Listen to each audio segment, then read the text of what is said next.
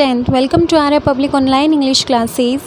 In this video, we are going to read a poem, Risks by Janet Wren from the poetry section of your Golden Rays book. And the poem is about to taking risks in our life. In this poem, the poet wants to say that there is risk in what we say or we do in our life.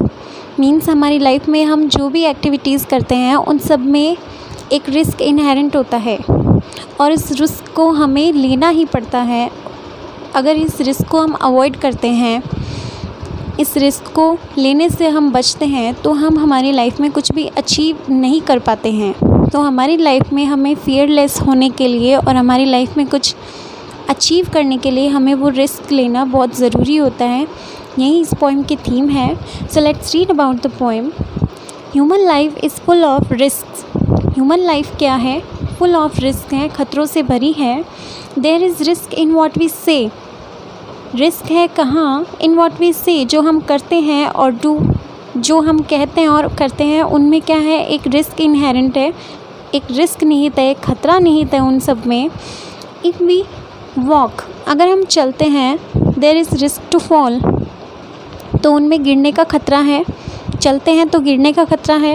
If we talk, अगर हम बात करते हैं, there is risk of displeasing someone, तब हम किसी को नाराज़ ना कर दें, ये एक खतरा उसमें इन्वॉल्व होता है। अगर हम किसी से बात कर रहे होते हैं तो सामने वाला इंसान हमसे नाराज़ ना हो जाए, ये भी एक रिस्क उस एक्टिविटी में इन्वॉल्व रहता है।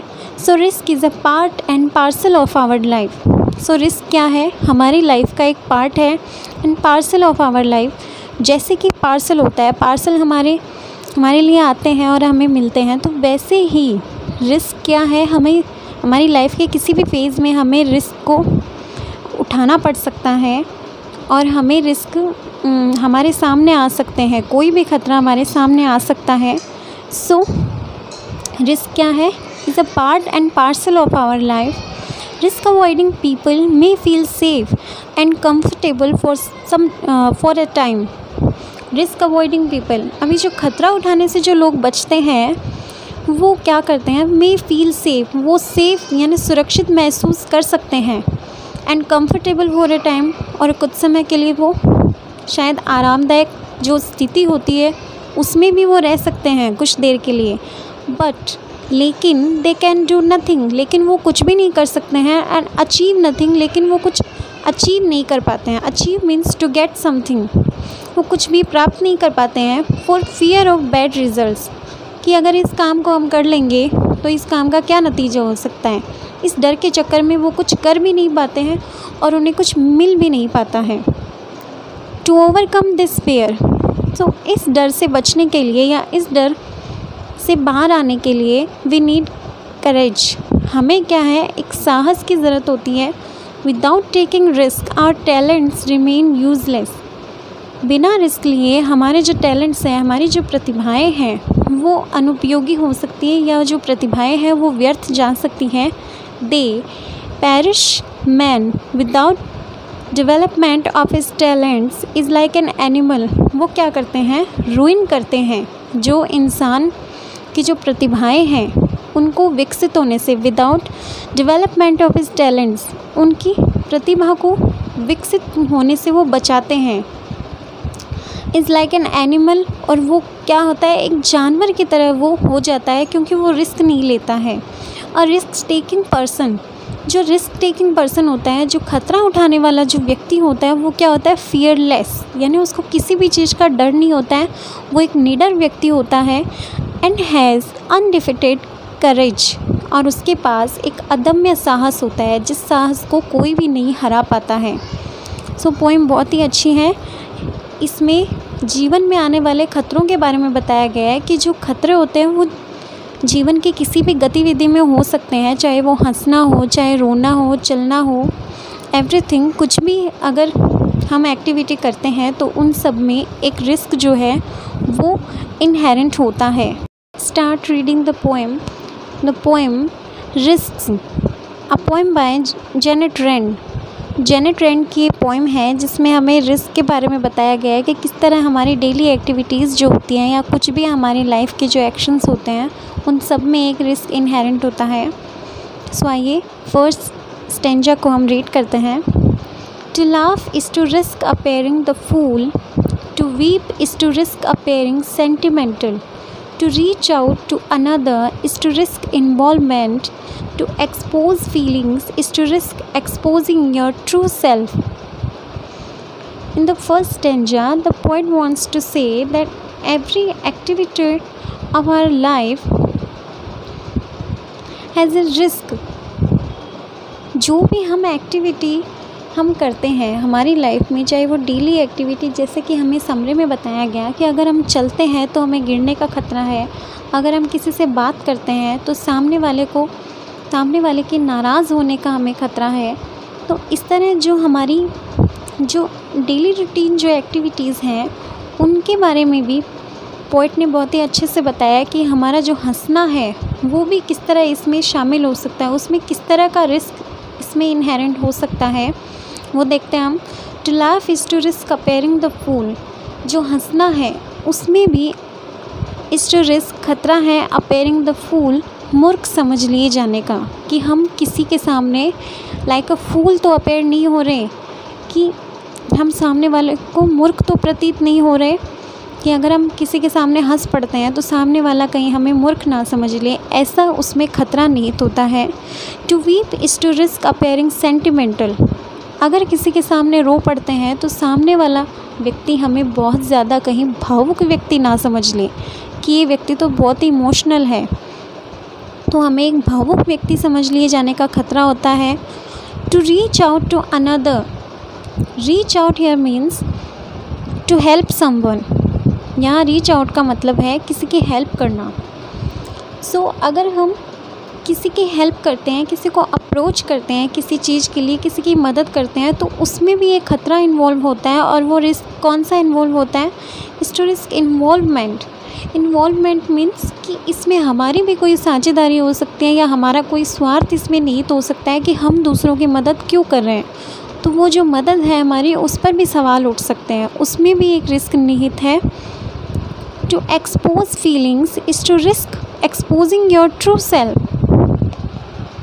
टू एक्सपोज फीलिंग्स, अगर आप अपनी जो फीलिंग्स हैं, अपनी जो भावनाएं हैं, उसको दूसरों के सामने अगर आप एक्सप्रेस कर देते हैं, एकदम अपनी भावनाओं को अगर आप अभिव्यक्त कर देते हैं दूसरों के सामने, तो उसमें आपकी जो स्व प्रवृत्ति है, आपकी जो आंतरिक प्रवृत्ति है, उसका ही एक्सपोज होने का रिस्क उसमें इन्वॉल्व है। यानी आप उसी अपनी स्व प्रवृत्ति को उसके सामने उजागर कर रहे हो, ये खतरा उसमें निहित होता है।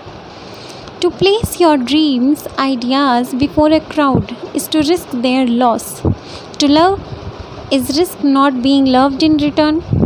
To live is to risk dying. To hope is to risk despair. To try is to risk failure. So in the second stanza, the poet wants to say that to place your dreams, कि आप अपने जो dreams हैं, जो आपके सपने हैं, ideas, जो आपके विचार हैं, अगर आप उनको रखते हो बिफोर हुम, बिफोर अ क्राउड, अगर आप उसको किसी एक क्राउड के सामने, एक भीड़ के सामने अपनी जो सपने हैं, अपनी जो भावनाएं हैं, उनको आप एक्सप्रेस कर देते हो, अपने जो प्लान्स हैं, जो ड्रीम्स हैं, उन सबको अगर आप शेयर कर लेते हो सभी के साथ, is to risk their loss, तो उन सपनों के खो जाने का खतरा उसमें निहित होता है। To love is to risk not being loved in return, किसी को प्रेम करने में क्या खतरा है? किसी को प्रेम करने में ये खतरा है कि फिर से हमें बदले में वही प्रेम मिले या नहीं मिले, ये कोई ज़रूरी नहीं है। तो प्रेम करने में ये खतरा है कि हमें बदले में वही प्यार हमें मिले, ये कोई ज़रूरी नहीं है। To live is to risk dying, और जीवन में इज़ टू रिस्क खतरा है डाइंग, मरने का, तो जीवन में मृत्यु का खतरा है। To hope is to risk despair, और जब हम आस करते हैं किसी चीज़ की तो हमें निराश होने का भय भी हमें सताता है। अगर हम किसी चीज़ की आस ही नहीं करते हैं तब हम निराश नहीं हो सकते, लेकिन जो आशा होती है वही निराशा का मूल होती है, इसलिए आशा में निराशा का भय हमें रहता है। To try is to risk failure, और अगर हम कोशिश करते हैं तो असफलता का खतरा उसमें निहित होता है।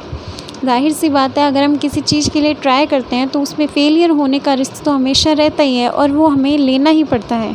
अगर हम वो रिस्क नहीं उठाएंगे तो हम सक्सेस को भी नहीं अचीव कर सकते हैं। But risk must be taken, लेकिन जो रिस्क जो हैं, जो खतरे हैं, मस्ट बी टेकन, उनको लिया जाना चाहिए। Because the greatest hazard in life, जो सबसे महानतम जो हैज़र्ड, जो कि रिस्क है, जो खतरा है इन लाइफ जीवन में, इज़ टू रिस्क नथिंग, वो तो यही है कि जीवन में कोई भी खतरा ना लेना। तो जीवन में किसी भी खतरे को ना लेना या किसी भी खतरे का सामना ना करना ही सबसे बड़ा खतरा है।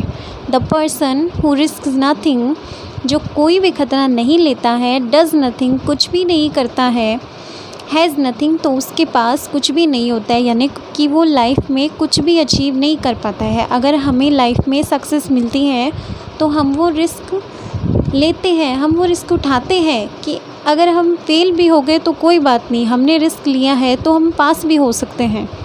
एंड इज़ नथिंग, और उस इंसान का जो एग्जिस्टेंस है, उस इंसान का कोई अस्तित्व नहीं होता है।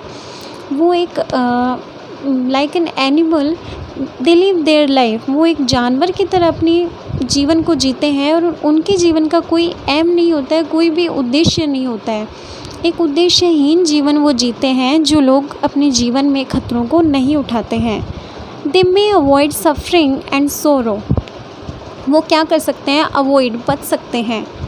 फ्रॉम वॉट, किस चीज़ से, सफरिंग एंड सोरो, दुख से, और जो सफरिंग्स है और जो पीड़ाएं होती हैं जीवन में, उन सब से वो क्या कर सकते हैं, वो उनको अवॉइड कर सकते हैं, वो उनसे बच सकते हैं। But they can not learn, feel, change, grow, love, leave, वो क्या कर सकते हैं, वो लर्न, वो कुछ सीख नहीं सकते हैं।